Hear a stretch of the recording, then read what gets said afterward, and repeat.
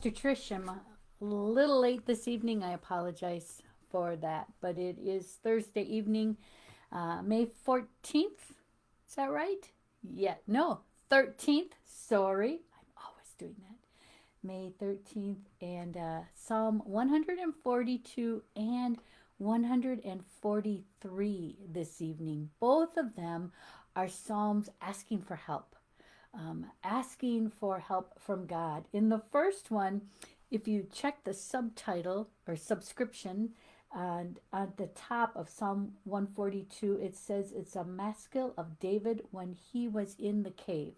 Now, of course, we don't know for sure that this psalm would have been written while he was in the cave, but we do know there are some instances when he was running, right, and in fear of his life, and so needed to um, uh, be taking care of himself and seeking safety from Saul, from King Saul at the time. And so it very well could have been.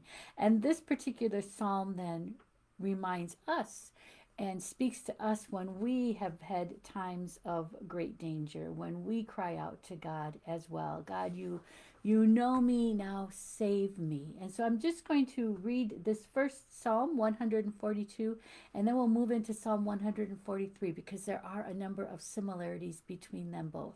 So, a prayer crying out to God for help. With my voice, I cry to the Lord. With my voice, I make supplication to the Lord. I pour out my complaint before him. I tell my trouble before him. When my spirit is faint, you know my way. In the path where I walk, they have hidden a trap for me.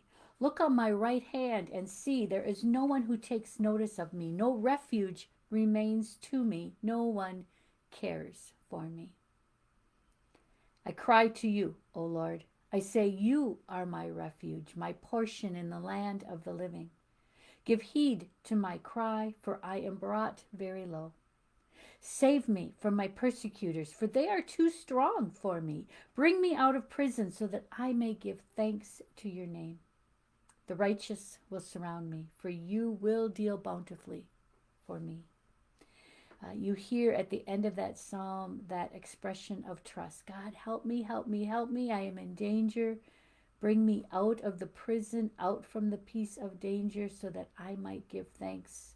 You will deal bountifully with me. So it's that expression of trust and understanding that God indeed will help us.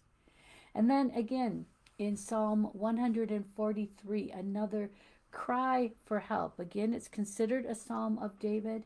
And this particular one is, I need you. And so the first few verses, you hear the psalmist saying, hear me, God. Listen to me, and then help me. That's verses 1 through 6. Hear me, and then help me, God. And then it goes on and it says, save me, which is again another cry for help, right? So save me, O Lord, and teach me. And there's a little bit of asking for forgiveness in this psalm as well. But it's asking, hear me, help me, save me, teach me. And there is again a, a, a call of trust or a proclamation of trust in this psalm too. Psalm 143. Hear my prayer, O Lord, and give ear to my supplication in your faithfulness. Answer me in your righteousness. Do not enter into judgment with your servant, for no one is living in righteousness before you. For the enemy has pursued me, crushing my life to the ground, making me sit in darkness like those long dead. Therefore my spirit faints within me, my heart within me is appalled. I remember the days of old. I think about all your deeds. I meditate on the works of your hands. I stretch out my hands to you. My soul thirsts for you like a parched land.